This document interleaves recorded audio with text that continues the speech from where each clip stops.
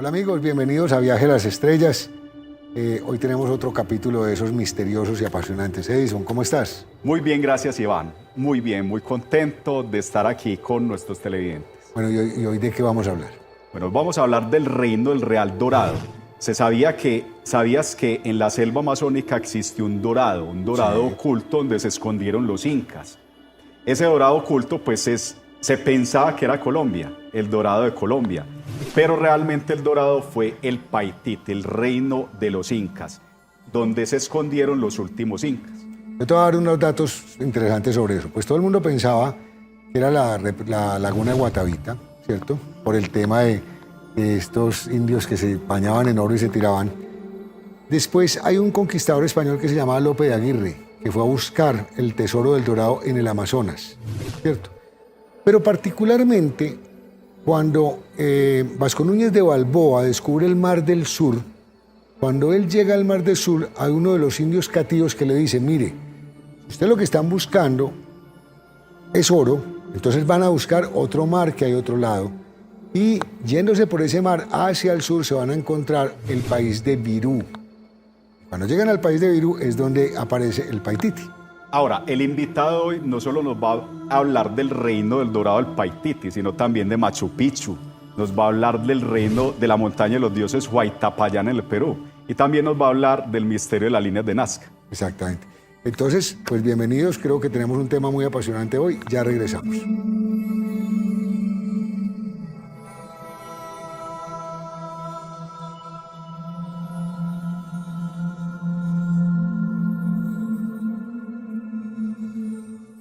Entonces ya saben que estamos hablando del Paititi, del país de Virú, o sea, Perú. Es un tema supremamente apasionante. Y obviamente estamos hablando de la leyenda del Tesoro del Dorado. ¿Quién es nuestro invitado de hoy, Edison? Bueno, Francisco Sosa Mandujano es un explorador. Lleva 42 años explorando la selva amazónica. También Machu Picchu, las tres montañas que son Machu Picchu y Huayna Picchu, pero también hay una tercera montaña. Él nos va a explicar hoy de qué se trata. Tiene 5 libros publicados sobre el Paititi, sobre esas exploraciones.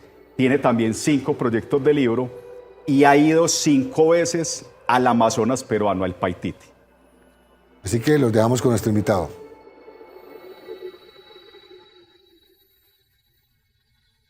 Muchas gracias por la invitación.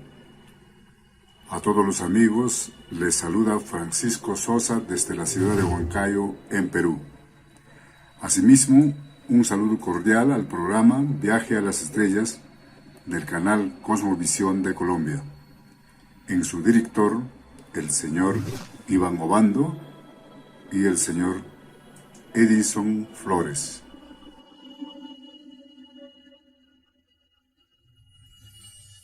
Bueno, el tema es realmente apasionante, pero según tú, Edison, ¿qué es el Paititi?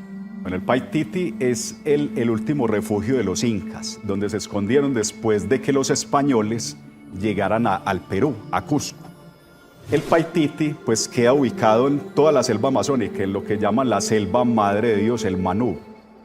¿Por qué llama Madre de Dios? Resulta que allá hay una mitología de la Dama de Luz, de la Madre Tierra, que se le ha parecido a muchos indígenas de la zona, a los antiguos incas. Hay una montaña que se llama la meseta de Pantiacoya, donde seguramente hay un reino intraterreno.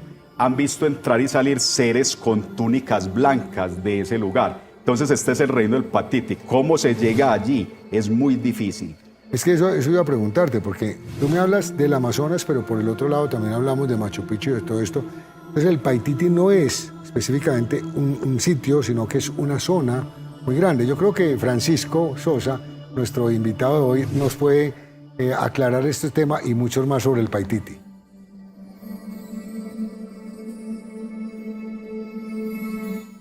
Paititi, Paititi o Gran Paititi. Un tema fascinante y apasionante para mí y muchas gracias por permitirme explicar un poco. Paititi físicamente es un lugar. Se encuentra en la Amazonía peruana, en la región fronteriza que actualmente ocupan las regiones de Cusco y Madre de Dios. Paititi es un legendario reino incaico o pre-incaico. La leyenda se originó en la interpretación de algunos escritos del siglo XVI, siendo los autores Cristóbal Vaca de Castro, Pedro Sarmiento de Gamboa y Juan Álvarez Maldonado. Estos escritores se referían a un reino situado en la selva baja amazónica. La leyenda del Paititi continúa en 1635, cuando en las crónicas fue citado el Inca Huayna Cápac y su retorno desde el Cusco al Paititi, donde reinaba su padre. En Perú también se ha desarrollado otra leyenda sobre la historia de Incarri, que después de haber fundado Queros y Cusco, se retiró a la selva del Panteacoya a vivir el resto de sus días en la ciudad de Paititi. Esta leyenda se divulgó por el arqueólogo Óscar Núñez del Prado en 1955, después de un contacto que tuvo con la comunidad nativa quechua hablante en el pueblo de Queros, en la cordillera de los Andes. En los viajes al Paititi nos hemos dado cuenta que todos, absolutamente todos, estamos siendo evaluados. Y todo el tiempo por los seres extraterrestres.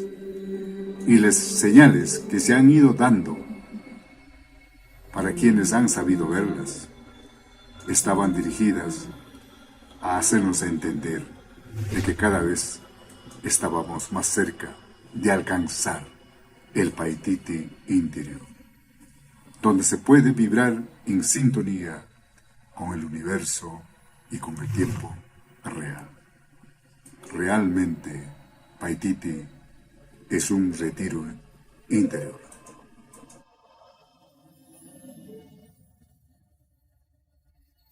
Bueno, definitivamente, cuando uno hace un análisis de lo que fue el descubrimiento de Virú, entre otras cosas, como un dato histórico importante, quien descubre el Mar del Sur fue Vasco Núñez de Balboa, pero quien conquista a Virú o al Perú fue Francisco Pizarro, porque dice Francisco Pizarro, cuando regresan a Santa María de la Antigua del Darién, que Balboa no había guardado el quinto de España, y se amangualó con Pedro Arias, que era el gobernador, y por esa razón metieron preso a Balboa, ¿no es cierto? Y antes de que llegara la sentencia de España, le cortaron la cabeza a Balboa. De forma que quien tenía el derecho de conquistar Perú no era Pizarro, sino Balboa. En ese caso, Pizarro baja, y todo esto lo digo porque finalmente esto le cambia la vida de España, porque había oro, pero el oro que se encontró allá ya fue en cantidades industriales y convirtió realmente a España en la primera potencia del mundo. Pero más específicamente, entonces, Edison, es obvio, ese oro lo encontraron en lo que era la zona del Paititi, llámese el Amazonas, con este conquistador que era Lope de Aguirre, y finalmente, pues con los otros conquistadores. Pero específicamente, ¿quién documenta el concepto del Paititi? Bueno, y dice exactamente dónde queda y cómo queda. Iván, mira, hubo más de 1.538 expediciones al Paititi, entre ingleses, franceses, peruanos. Hubo muchos muertos en esas expediciones porque es muy difícil de llegar allí. También quienes documentan el tema es un médico jubilado, arequipeño en Perú, llamado Carlos Neuwaster. Y también documentó un padre jesuita dominico. Eso es muy impresionante. Los porque jesuitas están siempre en todas partes. Los jesuitas en la Cueva de los Tallos, en fin, documenta todo este tema. Incluso realizan unos mapas para llegar al Paititi. Es muy difícil llegar. Para llegar allí hay que pasar un río, hay que caminar, por ahí unos 5 días de expedición. Y la llegada, se llega a unos sitios muy misteriosos y también se han encontrado muchas piezas arqueológicas llegando allí. Yo tengo 2 observaciones sobre eso. La primera, si no se han visto, y ustedes los que están muy jóvenes tal vez no se la hayan visto, la película La Misión, una hermosura. Y ahí vemos los jesuitas cómo llegaban a esas zonas de la selva, particularmente a la selva guaraní, en donde hoy en día pues está todo este tema de la región de Ocho Ríos, de Entre Ríos en Argentina, frontera Brasil, Argentina, Paraguay. Y luego, pues yo creería que quien nos puede dar también una información adicional es nuestro invitado de cosas sorprendentes que haya encontrado allá. Y los misterios. Y los misterios. Cuéntanos un poquito de qué te has encontrado allá.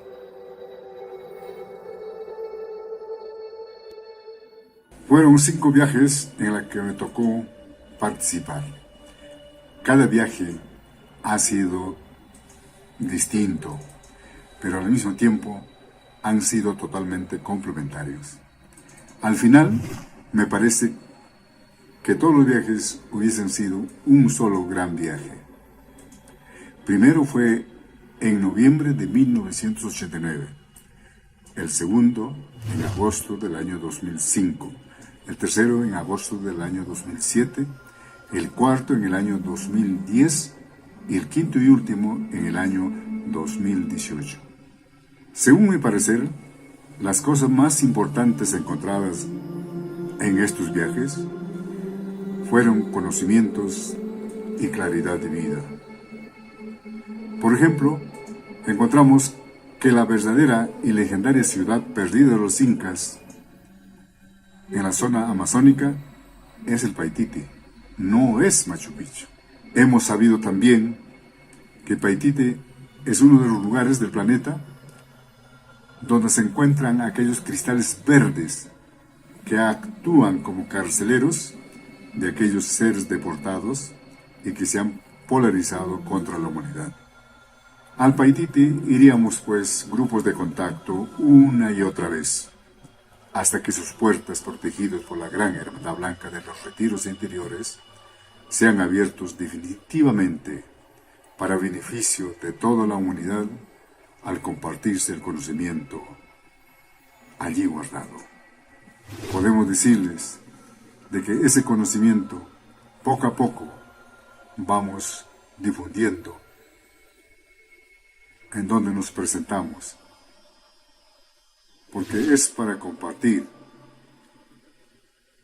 es para vivir, es para vivenciar entre todos.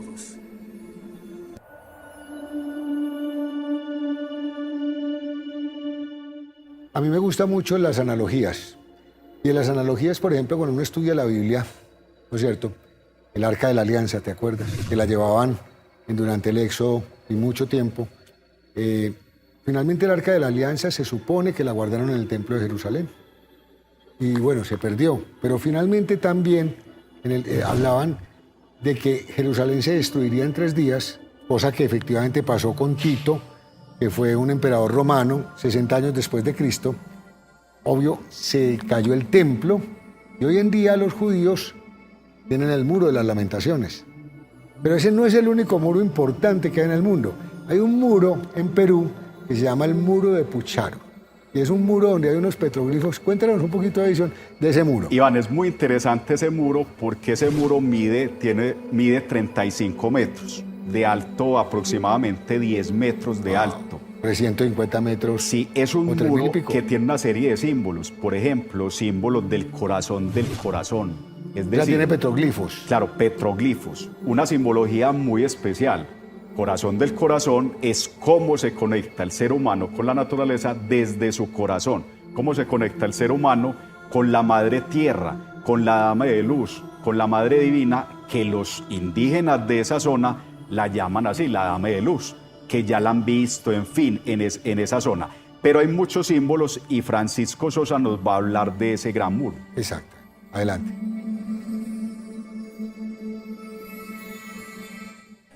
Hay 7 principios universales o 7 leyes universales. Uno de ellos es el principio de polaridad. Por este principio de polaridad estamos sometidos a asechanzas de fuerzas igualmente superiores, polarizadas hacia lo negativo y destructivo. Estas fuerzas tratan de desviarnos del camino de la evolución y de la conciencia. Esta fuerza o poder oscuro que gobierna la tierra sabe bien que el hombre tiene la llave de una conexión superior. Aunque nosotros, el hombre, no recuerde que lo posee, ni de qué llave se trata. Por eso, esta fuerza oscura hace lo imposible por mantener la ignorancia y la inconsciencia. Pero hay quienes en la actualidad se están acercando al despertar consciente. Por eso se va acentuando el caos instituido en el mundo. La llave, como lo explican o lo han explicado los seres extraterrestres, es un conocimiento y una singularidad que está expresada en símbolos. Y en el muro de Pucharo encontramos varios símbolos. Los puedo citar algunos.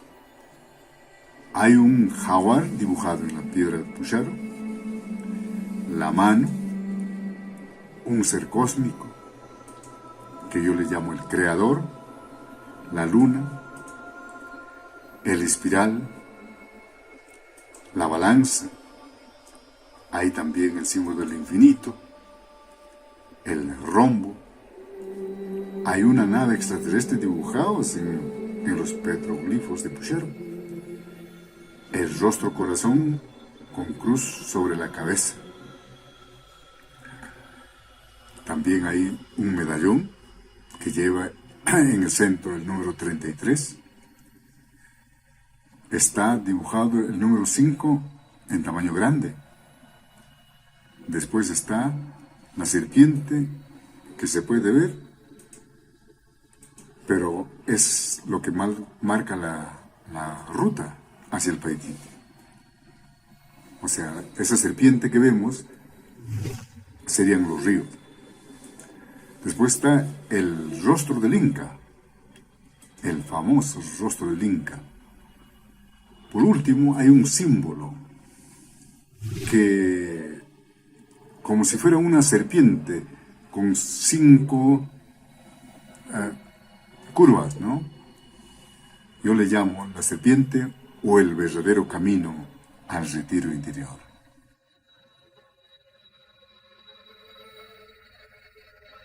Los que hemos leído un poquito sobre la mitología sumeria, nos damos cuenta de que antes de que existiera cualquier civilización, se creía particularmente que los egipcios fueron la primera civilización, pero resulta que los sumerios fueron antes que los egipcios.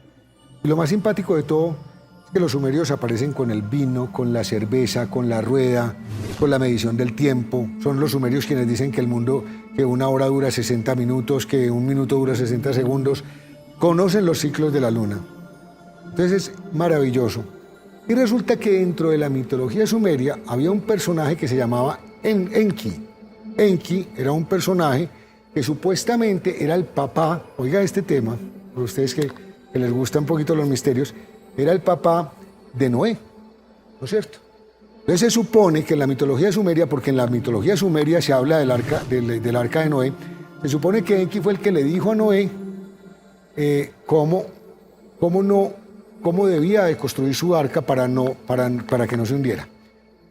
Ojo con este tema.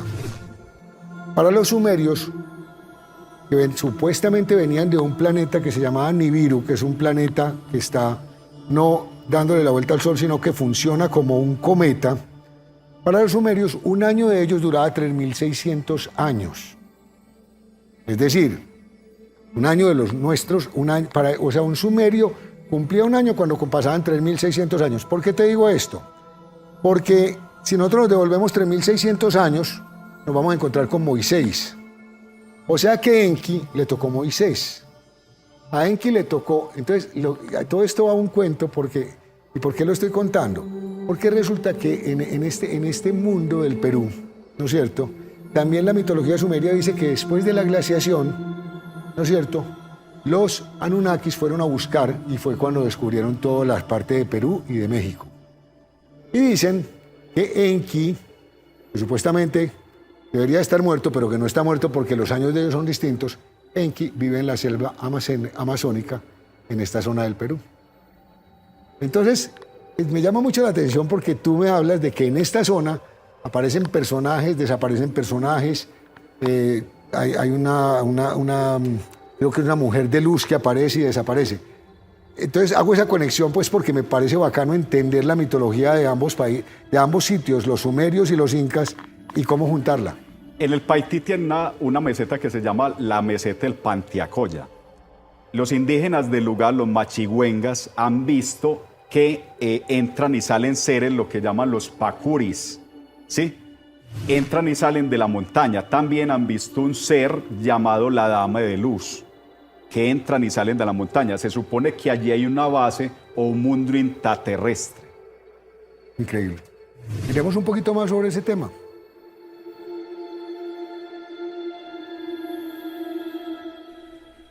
La gran base azul en la selva peruana, en el Alto Paititi, donde la Confederación de Mundos guarda importantes archivos con la historia de nuestro planeta. Esta base azul alberga a cientos de personas de igual que a decenas de naves de muchos mundos. Uno de los lugares del planeta donde se encuentra una base extraterrestre que han hablado los extraterrestres es precisamente la llamada Base Azul del Alto Paititi, en donde seres del planeta Venus trabajan permanentemente custodiando el lugar y apoyando a la raza humana y a todos los peregrinos. Muchos sabrán que yo el año 2005 regresé directamente al hospital.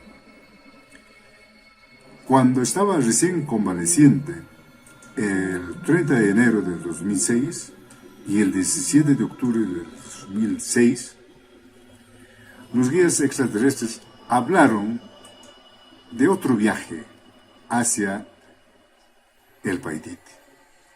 Decían, por ejemplo, que el próximo año, el 2007, 7 personas, 2 de Uruguay, 2 de República Dominicana, 2 de México y 1 de Perú, están siendo llamados a dirigirse a la montaña del Alto Paititi, donde está la base de la Confederación de Mundos. Seguirán los pasos que fueron establecidos en viajes anteriores, solo que esta vez será con dirección a la base azul. Este viaje me tocó dirigir a los 6 muchachos extranjeros. Los indígenas nos acompañaron y ellos saben de la zona, que sí conocen la historia de la base azul. Incluso conocen el lugar, pero nunca se atrevieron a acercarse siquiera, por cuanto se produce inmediatamente tormentas y lluvias diluviales que cargan demasiado los ríos y no se puede avanzar. Los seres de la Hermandad Blanca viven en Paititi, no en la base azul. Su residencia es unas inmensas cavernas o galerías subterráneas que denominan el retiro interior, desde donde salen muchas veces y son vistos y conocidos como los pacuris. Todo esto hemos vivenciado en esos viajes al Paititi.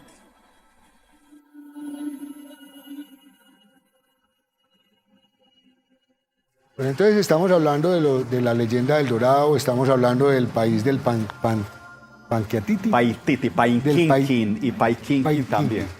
Y hay un símbolo dentro del Dorado, pues que básicamente el concepto del Dorado es porque había como un círculo de oro, algo así como esto, ¿no es cierto? Pero no era cerrado, sino que era abierto. Y ese símbolo, para unos era el oro, para otros pueden ser una compuerta interestelar, para pasar de una dimensión a otra. ¿Qué sabemos de eso? ¿Qué nos pueden decir? Bueno, mira, Francisco Sosa Mandujano, ha investigado mucho sobre este tema de los discos solares. En el Perú estaría el disco solar madre, pero hay 13 discos solares repartidos en el mundo. Recordemos, Iván, que en la Sierra Nevada de Santa Marta se halla un disco solar también resguardado. ¿Cuál sería la función de este disco solar? Irradiar luz a la humanidad, funciona como un sol. Y eso fue creado en tiempos de los atlantes, en tiempos de la Lemuria. Recordemos Tiahuanaco en Bolivia, ¿cierto? Que era como una especie de plano lemuriano y plano de Atlántida. Desde allí salen como estas creaciones de esos discos, pero ¿quiénes lo crean? Lo crean los lemurianos con sonidos, con irradiación, con palabras y con símbolos. En especial hay símbolos muy característicos del muro de Pucharo, donde están los rostros corazón, y que serían, como tú dices, Iván, como un espejo interdimensional. Yo les voy a decir una cosa, y lo digo porque lo he experimentado. Yo he estado en todas estas partes que hemos mencionado, en Machu Picchu, en las pirámides de México, en Egipto, y en todas partes les puedo garantizar que he sentido el péndulo. ¿Qué es el péndulo? El péndulo es como cuando tú vas en un barco, y es que cuando uno está navegando, uno no se da cuenta que uno siempre está haciendo este movimiento. Cuando te bajas a tierra incluso, sientes que te pasa eso. Pues les garantizo que eso pasa en estos sitios, y eso tiene que ver precisamente con esa, porque son portales de energía que están emitiendo frecuencias. Pueden ser frecuencias, digamos, yo creo eso, son frecuencias para nivelar la estabilidad de la tierra, de los seres humanos, de los animales. Entonces, muy interesante esto de... Francisco Susano nos va a responder precisamente sobre el disco solar. Perfecto.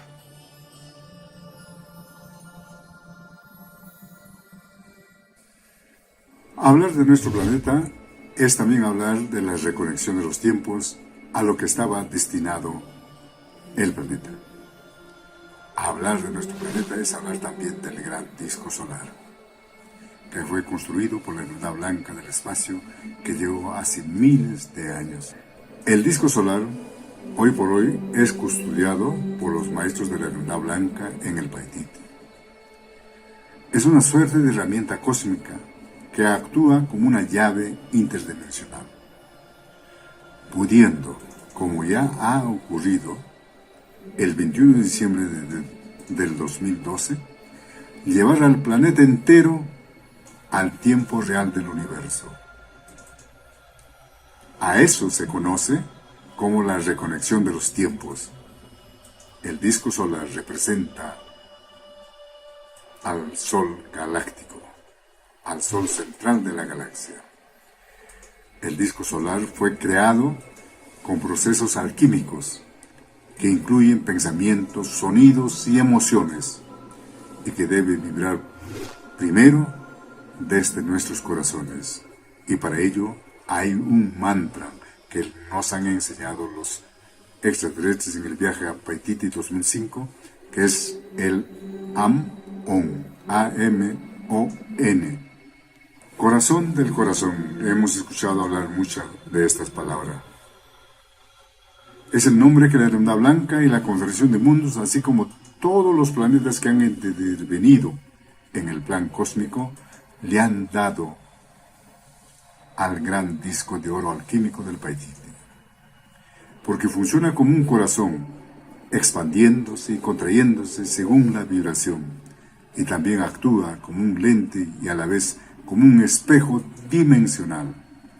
En algunos momentos refracta y en otros refleja.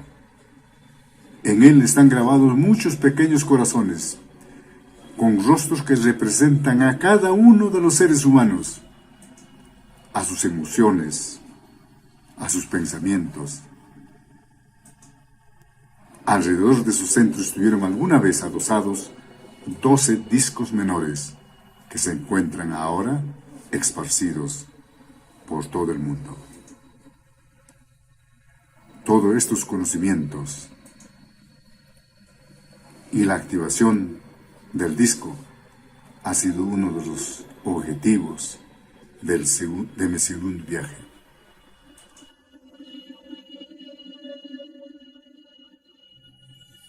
Yo pienso, Edison, que de todo lo que leemos, porque no podemos comprobar nada, aprendemos, ¿cierto? Y todo esto, digamos que precisamente la historia es como ese sitio en donde usted puede ir a consultar para que no le pasen cosas malucas en el futuro, ¿cierto? La pregunta es, ¿qué aprendió nuestro querido Francisco de toda esta zona del Paititi? Además, Iván, que hay algo en estos recorridos iniciáticos. Se diría que el recorrido a las selvas del Paititi o a ese mundo intraterreno es un viaje iniciático, así como uno lo hace a Egipto, como uno lo hace a Isla de Pascua.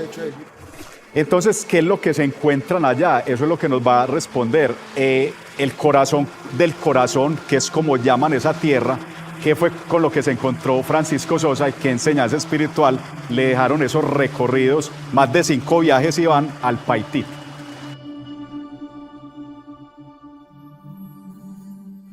Son varias las enseñanzas espirituales que hemos recibido. Algunos que recuerdo son, por ejemplo, el retiro interior que estéis buscando está en vuestro interior. Hay otro que dice, prepárense ahora para cruzar el tercer cañón, que es el más peligroso y difícil, que es el de vuestro interior. Habíamos cruzado físicamente difícil 2 cañones, el Mecanto y del Temple, y nos decían que nos faltaba el tercer cañón.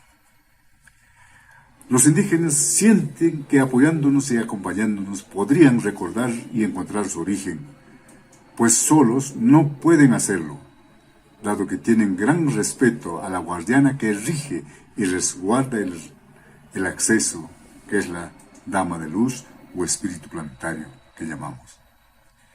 Que en sus mitos y leyendas, ellos los machingas lo identifican como la Dama de Dávalos.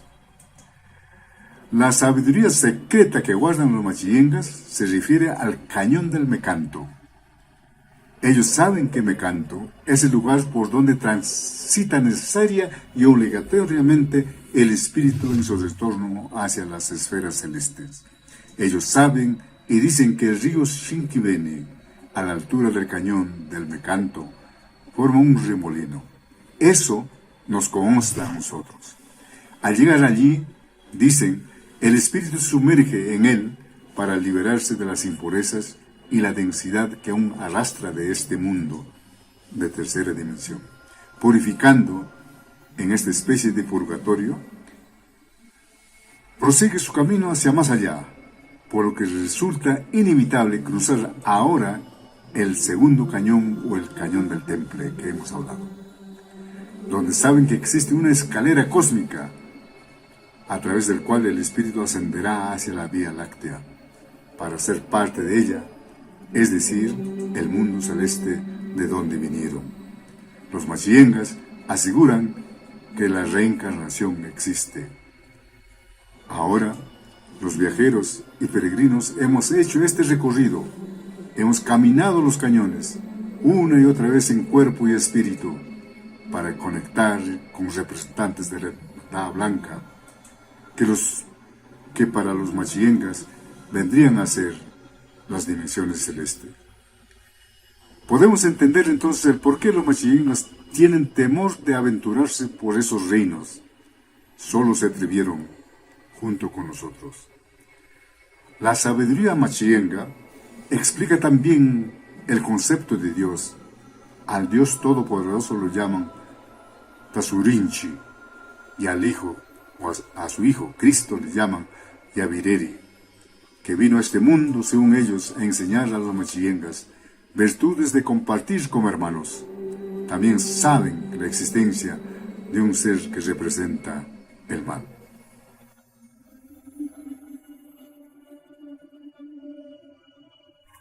A mí, en particular, la historia precolombina me parece fabulosa. Y en Colombia tenemos un personaje hermosísimo, que es la diosa Dabeiba, ¿cierto?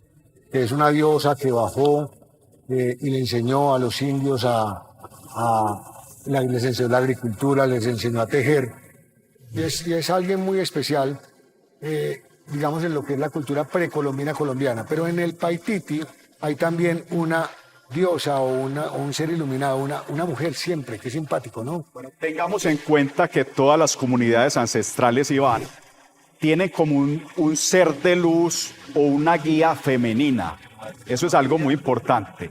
Empecemos por la Virgen, empecemos por la Shiva o Vishnu, Isis, Insoberta, La madre de Dios. eso, la madre divina, la madre Kundalini, la diosa del mar. O sea, siempre hay una representación del espíritu planetario. Al parecer, en Paititi hay un gran secreto, hay un gran misterio, y es que existe un espíritu planetario. No es solo de esa zona, o sea, se identifica con esa zona como la madre de luz o la dama de luz, pero recordemos que esa zona también es llamada la selva madre de Dios, el Manú. Entonces, ese es el gran misterio. Entonces, Francisco Sosa nos va a responder precisamente sobre ese gran misterio, Iván.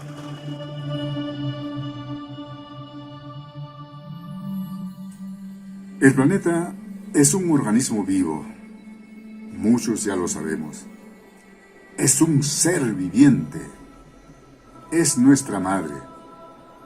Nuestra composición material es la misma que de la madre tierra. Todas las culturas tenían como norma conocimiento de esto. Y pues me conecté con el espíritu planetario en el año 2010 en Paititi. Estábamos concentrados vocalizando el mantra Amón para activar al disco solar del Paititi. También a los 12 visualizaba a los 12 discos menores que estaban adosados al principal, empezando por el disco del símbolo del rombo, prosiguiendo en sentido horario. Cada vocalización nos proyectaba una alta vibración que lo vibramos con toda la selva, identificando a cada disco, a cada símbolo, con la firme convicción y sensación de contribuir para la reconexión de nuestro planeta al tiempo real del universo. No pensaba ni esperaba lograr experiencia alguna. Estaba muy satisfecho con lo logrado hasta ese momento. Sentía que la vibración y armonía del grupo iba en aumento y la selva entera vibraba con nosotros. En ese momento me pareció que todo se detenía. Todo estaba oscuro, negro como la noche, como si un pintor la dibujara a gran velocidad, de arriba hacia abajo, con pintura clara y brillante sobre un lienzo negro. Apareció los rasgos de una dama en movimiento. En ese instante, vi parada delante de mí una mujer joven y hermosa. La hermosa dama se acercó y me habló. Se presentó al mismo tiempo que extendía sus brazos, enseñándome cómo debía hacerlo. Claramente entendí que me decía: hijo mío, soy la dama de luz. Abre las manos con las palmas hacia arriba, porque vas a recibir. Era increíble. Obedecí de inmediato, aunque no comprendí la última parte del mensaje. Luego crucé las manos sobre el pecho en señal de aceptación.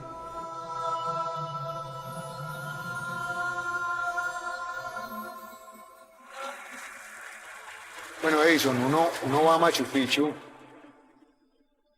y bueno, hace el recorrido, te explican miles de cosas, pero uno no acaba de entender exactamente qué fue Machu Picchu.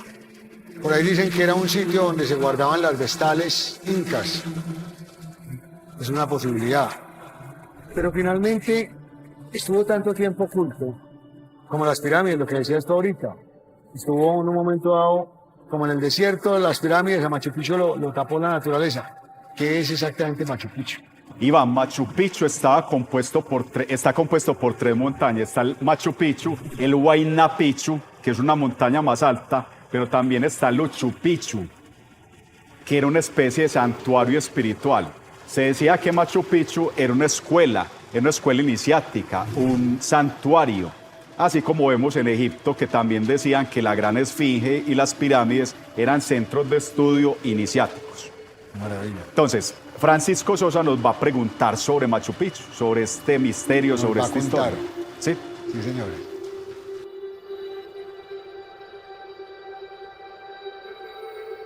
Pude explorar Machu Picchu en junio de 2010.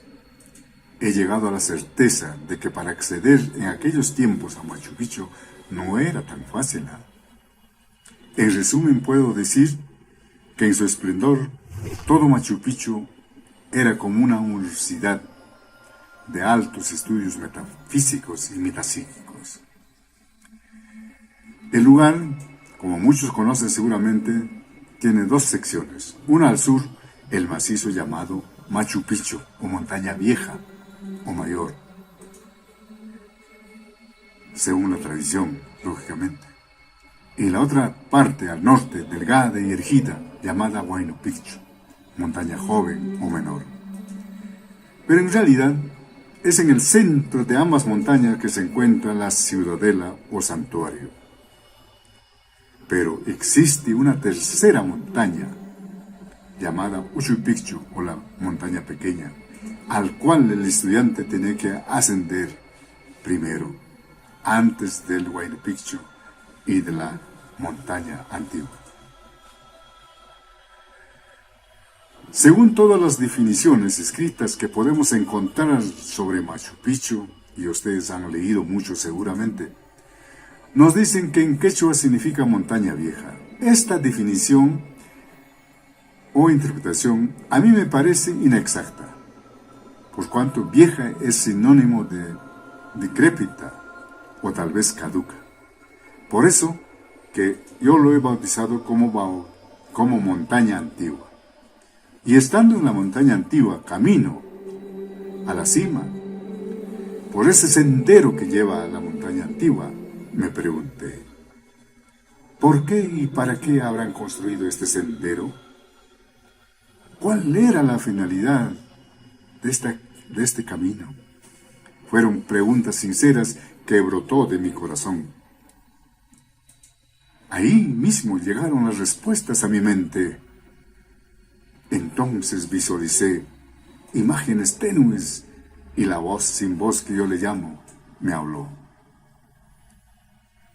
Esto fue un camino iniciático que tenía que ser recorrido por el que pretendía ser soberano inca, sacerdote inca y todo aquel que seguía el camino místico y espiritual, el que quería ser autoridad.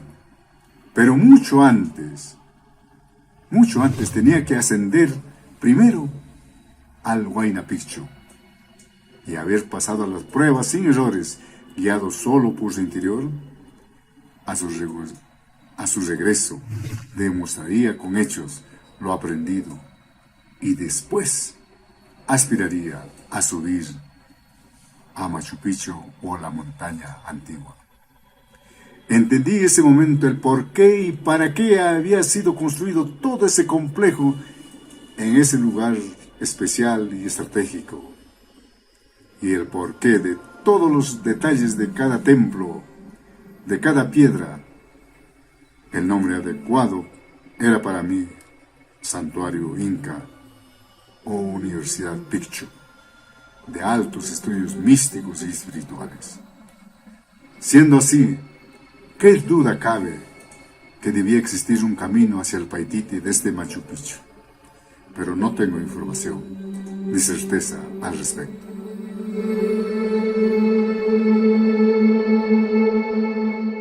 Bueno, recordemos lo que les dije ahorita de los sumerios. Cuando viene la glaciación, los sumerios o los Anunnakis que habitaban toda la tierra de Sumeria van hacia el otro lado del mundo, es cuando descubren posiblemente México y Perú. Pero hay una cosa que es simpática y es que a ellos aparentemente les gustaba vivir en las zonas frías, en las zonas donde había nieve. Por eso, ahora que se está descongelando la tierra, es tan simpático que se estén encontrando tantas cosas, digamos en los polos, en estas zonas que se están descongelando, pero particularmente en Perú hay una montaña donde dice que llegaron esos habitantes que venían del cielo, ¿no?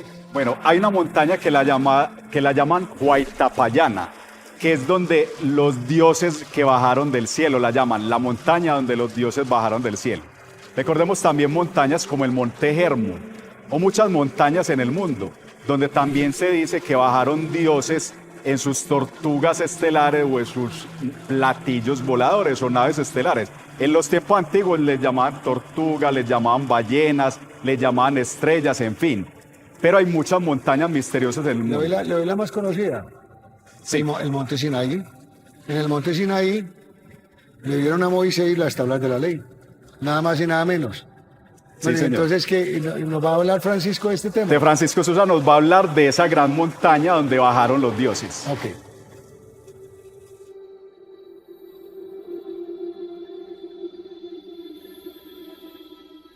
Conocido también Huaytapallana, el nevado de los dioses que bajaron del cielo. Cuando por primera vez me enteré del nevado Huaytapallana, este estaba rodeado por una sugestiva leyenda. La leyenda, en resumen, dice más o menos así. Amaru, hijo del señor Pariacaca, del dios Pariacaca, era un hombre muy curioso y desafiante. Así se convirtió en águila para ver desde lo alto todo. En su vuelo, llegó a Huaytapallana, notó un lugar verde lleno de flores en medio de las rocas. Al bajar, llegó al lugar y vio una doncella muy hermosa en el corazón del nevado. La bella joven era hija de Huayayo Carhuincho. Tenía por nombre Huaytapallana. Los jóvenes, Huaytapallana y Amaru, se enamoraron, pero sus padres, los dioses Pariacaca y Huayayo Carhuincho, se enemistaron por el amor que surgió entre ellos, porque Amaru estaba en adulterio. Huayayo Carhuincho mata a Amaru. Al enterarse, Pariacaca venga la muerte de su hijo y mata a Huaytapallana y a sus 5 hijas. Al enterarse de esto, Huiracocha, el dios Huiracocha, castiga a ambos y son enterrados bajo el hielo del gran nevado. Dice la profecía que al desaparecer Huaytapallana, los 2 dioses quedarían libres y retornarían su lucha. En 2016, en Huancayo, a sugerencia de los seres extraterrestres, se organizaron y llevaron a cabo 2 encuentros de contactados. El primero en Matahuasi, en mayo, el segundo en Huaytapallana, en agosto. En esos encuentros supimos que esa fecha se llevaba a cabo un concilio de proporciones en la base extraterrestre existente en Huaytapallana, a donde llegaron seres de distintos mundos. Como muestra de su realidad, pudimos fotografiar a una nave sobre el nevado a las 3:30 de la tarde del 8 de agosto de 2016, ante 84 testigos de diferentes partes del mundo. Hemos encontrado señales para ubicar el ingreso al retiro interior. Hemos llegado a la certeza que para que la montaña devele sus misterios, es necesario meditación de seres alineados en sus 3 planos, físico, mental y espiritual. No tenemos información certera de la conexión del Paititi.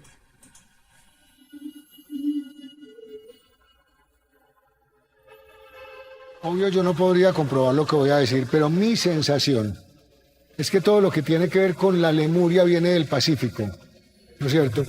Y de pronto lo que tiene que ver con la Atlántida viene del Atlántico, como su nombre lo dice. Pero la Lemuria específicamente, y por eso digamos que Sudamérica tiene tanta influencia Lemuria, específicamente viene de qué zona, el Tiahuanaco, ¿cierto? Tiahuanaco. ¿Qué es el Tiahuanaco y qué? Tiahuanaco fue una zona que también encontraron enterrada en Bolivia, ¿sí? Y tiene miles de años de haberse descubierto. También allí se dice que fueron los lemures los que construyeron esa zona. Luego fue habitada por los atlantes. Aunque digamos que los atlantes son del Atlántico, también Tiahuanaco sería como una especie de plano de cómo construyeron luego la Atlántida en el Atlántico. De manera que lo que Francisco Sosa, la pregunta para Francisco, es si la Lemuria, qué relación tenía el Perú ancestral con la Lemuria.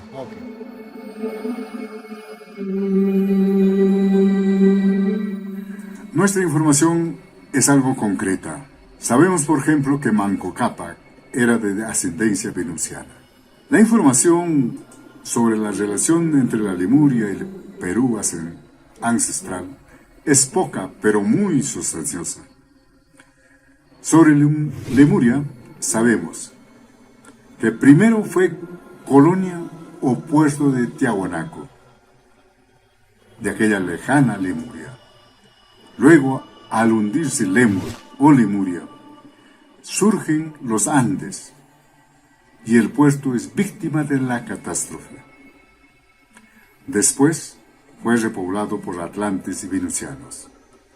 Hubo atlantes que se unieron y formaron la colonia Atlante de Tiahuanaco, que se relacionó con los colonizadores de Venus, pues eran amigos, pero eso ocurrió después de la Lemuria.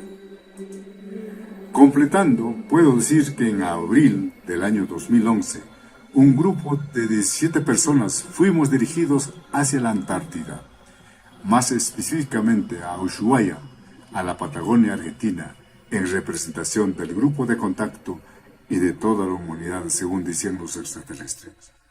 Estábamos invitados, autoconvocados, a sintonizar con la memoria de Lemuria, del 1 al 6 de abril del 2011. Nuestros hermanos mayores consideraban muy importante la activación del chakra coronario del planeta, que es la Antártida. Nos aseguraban que estábamos preparados para dicha labor, así como para recibir la información de la memoria lemuriana.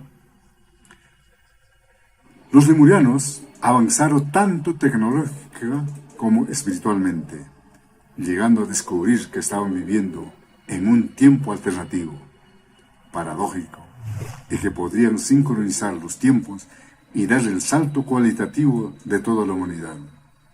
Esto motivó los celos y envidia de los extraterrestres negativos que nos resetearon y nos hicieron retroceder y olvidar todo 10.000 años, por 10.000 años, aunque usted no lo crea.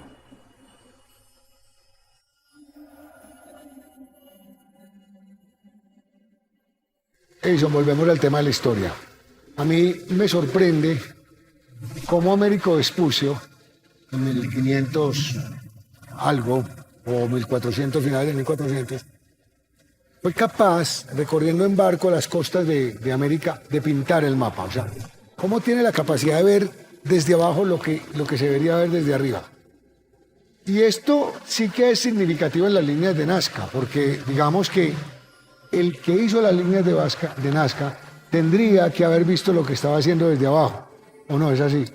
Conoces también las líneas de cultivo, esas figuras de cultivo en Inglaterra. Claro, por supuesto. Entonces, solo se pueden ver desde el aire. O sea, si bien las personas la caminan, digamos, en el sitio, no pueden apreciarse sino desde el aire. Entonces, tengamos en cuenta que las líneas de Nazca parecieran helipuertos o aeropuertos con las figuras, pero no solo figuras ancestrales de ciertos animales, pues de la región, sino también de dioses o de seres extraterrestres, que esto es lo más misterioso de las líneas de Nazca. Dejemos que Francisco nos hable un poco sobre las líneas de Nazca.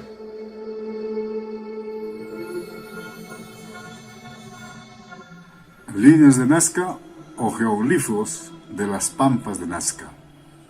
Están ubicados en la región Ica del Perú. Fue declarado Patrimonio Histórico Cultural por la UNESCO el 17 de diciembre de 1994, señalando que ellos son un grupo de geoglifos más destacado del mundo y son incomparables en extensión, magnitud, cantidad, tamaño y diversidad de cualquier otro trabajo similar en el planeta. Su significado, a ciencia cierta, aún es un misterio. Hay muchas interpretaciones, desde calendarios astronómicos hasta astropuertos para naves extraterrestres. Todos los estudiosos, o la mayoría de ellos, coincide y cree que los geoglifos de Nazca, así como cualquier petroglifo del mundo, no han sido hechos por extraterrestres, sino por los humanos. Tal vez para registrar sus conocimientos de la vida extraterrestre, a quienes por medio de los jeroglíficos les solicitaban que regresen. Y pronto. Se dice que fueron construidos en la época que no se conocían aviones ni helicópteros, lo que sugiere que el mensaje era para el futuro, porque solo se puede observar desde el espacio.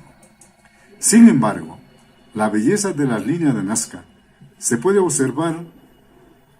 contemplarse desde lo alto de las colinas circundantes que hay, lo cual cambia radicalmente el modo de comprenderlas. De hecho, fue desde las colinas circundantes que fue descubierto. En el año 1981, desde una colina, pudimos contemplar las pampas, las figuras en las pampas de Nazca. En aquel tiempo, se nos decía que el colibrí significaba mensajero, el mensajero de los dioses. ¿Sabéis acaso dónde estéis? Fue la pregunta que nos lanzaron los guías extraterrestres. Pronto lo descubriréis, fue el aliento recibido en esas planicies solitarias. Los jeroglifos, en mi humilde opinión, posiblemente señalaban caminos y senderos construidos para resaltar la conexión del ser humano con la naturaleza, del hombre con la madre tierra.